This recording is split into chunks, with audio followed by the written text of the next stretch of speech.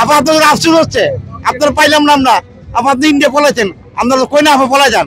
আপা আপনাদের আমরা অপেক্ষা আছে, আপনি আসেন ইন্ডিয়াতে, আপনারা অনেক দিয়ে জ্বালাইছেন, আসেন আপনি আসেন, আপনার জন্য আমরা তৈরি আছে, রেডি আছে।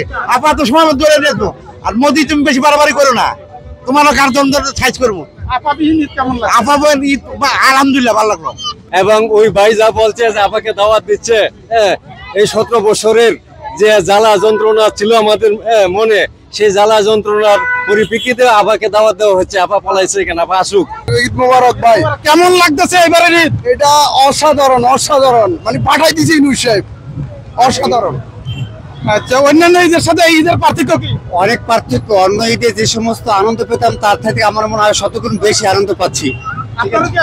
হ্যাঁ, আমরা তো বিগত কয়েক বছর দেখে এসেছি ইয়াং জেনারেশন গুলো নামাজ পড়ে যে ঘুমায়, এবার কি করবেন? জি হ্যাঁ, এটা আসলে এবার এখন বিগত কয়েক বছর তো এটাই দেখছি যে আমাদের ইয়াং জেনারেশন বা যারা দেশের প্রতি একরকম উদাসীনী ছিল বলা যায়, তারা এবার দেশের প্রতি যে দায়িত্বপূর্ণ একটা মানে আচরণ দেখিয়েছে। তো সেখান থেকে দেখতে পাচ্ছি যে তারা আসলে মানে এই যে ঈদের যে পরিবেশটাকে আনন্দঘন করার জন্য সর্বাত্মক তারা চেষ্টা করছে। ইয়াং জেনারেশন নিজেরাও সেই স্পিরিটটা ধারণ করছে এবং পুরো পরিবেশের মধ্যে সেই স্পিরিট ছড়িয়ে দিচ্ছে।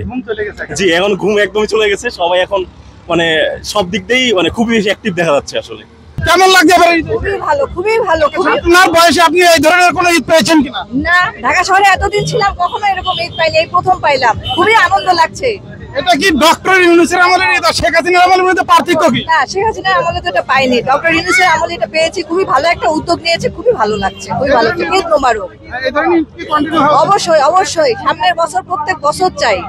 এই ধরনের ঈদ? জি অবশ্যই, অবশ্যই আবার আসবো ইনশাআল্লাহ। ঈদ মোবারক। আসসালামু আলাইকুম, কেমন আছেন? আলহামদুলিল্লাহ ভালো, আল্লাহ তাআলা ভালো রাখছে। আল্লাহ তাআলা একসাথে ঈদ করাইছে, অহংকার ছাড়া একসাথে সবাই করতে পারছি, কোনো ভাগাভাগি হয় নাই, ভয়ও হয় নাই, ভয় হয় না, আল্লাহর রহমতে গ্রেফতারের ভয় নাই। গ্রেফতারের ভয় নাই। আপা আপনাদের আমরা অপেক্ষা আছে, আপনি আসেন ইন্ডিয়াতে, আপনারা অনেক দিয়ে জ্বালাইছেন, আসেন আপনি আসেন, আপনার জন্য আমরা তৈরি আছে, রেডি আছে। আপা তো সময় মতো দৌড়ে আসবো। আর মোদি তুমি বেশি বাড়াবাড়ি করো না, তোমার কার্যক্রম সাইজ করবো। আপাবিহীন ঈদ কেমন লাগে? আপা বলেন ঈদ আলহামদুলিল্লাহ ভালো লাগলো। আপনাদের এত সুন্দর ঈদ দেখতে পেলো না, এই জন্য দুঃখ হচ্ছে কিনা? আপা আপনাদের আফসোস হচ্ছে আপনারা পাইলাম না আমরা। আপনি ইন্ডিয়া পলাইছেন, আপনারা কই না আপা পলাই যান, আপনি আইসা করেন। নাইসা বলেন আপা। আমরা তো রংপুর চানাতরা, আমরা তো মেয়ে বাঁকা যান, মেয়ে তো পলাই গেছে, তা আসেন আপা। আপনি ইন্ডিয়াতে কই না পুট করে আসবো, ইয়া করবো, আবার দেশ গঠন করবো, আমুলিক আবার করবো। জীবন 100 কোটি বছর আপনার ভাই যাবেন না, আর আমুলিকে ছিন্ন করবো বাংলাদেশে, আমরা ছিন্ন করে বাংলাদেশে। আসসালামু আলাইকুম ওয়া রাহমাতুল্লাহি ওয়া বারাকাতুহু। আজকের এই আনন্দ দিনে সর্বপ্রথমে আমি আল্লাহ পাক রব্বুল আলামিনের শুকরিয়া জ্ঞাপন করছি। এবং ওই ভাই যা বলছে যে আপাকে দাওয়াত দিচ্ছে, এই 17 বছরের যে জ্বালা যন্ত্রণা ছিল আমাদের মনে, সেই জ্বালা যন্ত্রণার পরিপ্রেক্ষিতে আপাকে দাওয়াত দেওয়া হচ্ছে। আপা পলাইছে কেন, আপা আসুক। মুজিবকে কলঙ্কিত করে চলে গেছে, এই বাংলাদেশটাকে মোদির কাছে বিক্রি করে দিচ্ছে। এই খুনি হাসিনা আবার দেশে আসবে, এটা কি অসম্ভব কল্পনা। এবং বাংলার মানুষ মুখরিত হয়ে আছে, তাকে কখন পাকড়াও করবে এবং মুরগির মতো ছিঁড়ে ফিরে খাবে। জি, আজকে যে আমরা ঈদ মিছিলটা বা এই মানে বিগত যে 16 বছর বা বিগত 34 বছরেও আমরা যে এরকম যে একটা জমায়েত বা এরকম যে একটা ঈদের আনন্দঘন পরিবেশ, এটা আমরা দেখতে পাই নাই। তো একটা ব্যতিক্রমী ঈদ বলা যায়, একটা বৈচিত্র্যময় ঈদ বলা যায়, যেখানে নানান পেশার মানুষের একটা নানান পেশার মানুষের নানান মতের মানুষের একটা মেলবন্ধন দেখা যাচ্ছে। তো ওভারঅল মনে হচ্ছে যে ঈদটা একটা অন্যরকম একটা ঈদ যাচ্ছে, মানে শেখ হাসিনা পরবর্তী যুগে আমরা বেশ একটা ভালো একটা পরিবেশের দেখা পাচ্ছি ওভারঅল। এই ঈদের মাধ্যমে তো মনে হচ্ছে যে সামাজিক বন্ধনটা বৃদ্ধি পাচ্ছে, আপনার কাছে কি মনে হচ্ছে?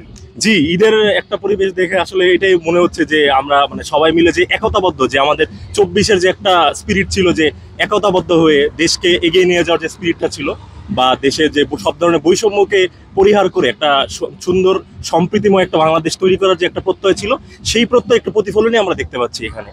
আমরা তো বিগত কয়েক বছর দেখে এসেছি ইয়াং জেনারেশন গুলো নামাজ পড়ে যে ঘুমায়, এবার কি করবেন? জি হ্যাঁ, এটা আসলে এবার এখন বিগত কয়েক বছর তো এটাই দেখছি যে আমাদের ইয়াং জেনারেশন বা যারা দেশের প্রতি একরকম উদাসীনী ছিল বলা যায়, তারা এবার দেশের প্রতি যে দায়িত্বপূর্ণ একটা মানে আচরণ দেখিয়েছে। তো সেখান থেকে দেখতে পাচ্ছি যে তারা আসলে মানে এই যে ঈদ ঈদের যে পরিবেশটাকে আনন্দঘর করার জন্য সর্বাত্মক তারা চেষ্টা করছে। ইয়াং জেনারেশন নিজেরাও সেই স্পিরিটটা ধারণ করছে এবং পুরো পরিবেশের মধ্যে সেই স্পিরিট ছড়িয়ে দিচ্ছে। জি, এখন ঘুম একদমই চলে গেছে, সবাই এখন মানে সব দিক দিয়েই মানে খুবই বেশি অ্যাক্টিভ দেখা যাচ্ছে আসলে। হাসিনার আমলে ঈদ দেখছেন আর ডক্টর ইউনূসের আমলে ঈদ, এই দুইটা ঈদের মধ্যে কি পার্থক্য পাচ্ছেন? আলহামদুলিল্লাহ ভালো। কোনটা ভালো, এটা ভালো না এটা ভালো? ওইটার থেকে এটা ভালো। আপনি কি শেখ হাসিনার বিচার চান?